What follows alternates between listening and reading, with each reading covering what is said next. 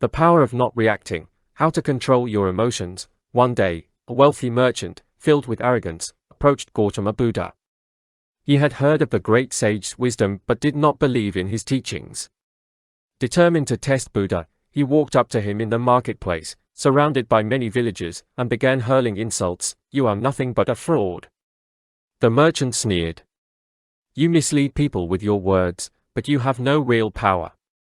You pretend to be enlightened, but you are just another man with empty words." Buddha, calm as a still lake, sat in silence. He neither frowned nor responded to the merchant's words. His face remained serene, as if untouched by the hostility before him. The crowd watched intently, waiting to see how the great teacher would respond. Annoyed by Buddha's lack of reaction, the merchant raised his voice. "Did you not hear me? I am insulting you. Do you have no pride? Are you too cowardly to respond?"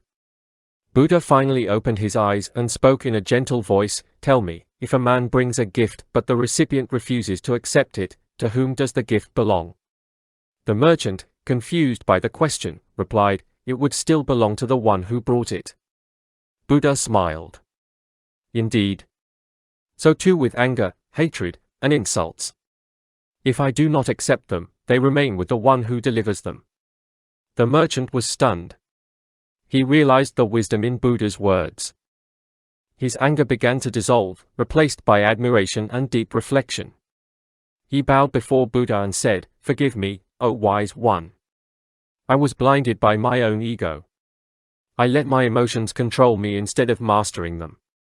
Buddha replied, "Anger is like fire, it burns the one who carries it. If you respond to anger with more anger, the fire spreads and consumes everything in its path. But if you remain calm, the fire dies out on its own. By choosing not to react, we protect our peace and allow wisdom to flourish." The merchant left enlightened, understanding that true strength lies in mastering one's emotions rather than being controlled by them. From that day onward, he practiced patience and self-control, becoming a more compassionate and wise man. The villagers who witnessed the encounter also learned a valuable lesson about the power of non-reaction, carrying Buddha's wisdom into their own lives.